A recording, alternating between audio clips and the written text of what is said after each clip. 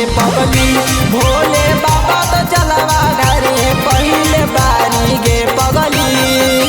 लग जैतो नौकरी सारा कारी गे पगली। लग जैतो नौकरी सारा कारी गे पगली। भोले बाबा तो जलवा ढारे पहले बारी गे पगली। भोले बाबा तो जलवा ढारे पहले बारी गे पगली।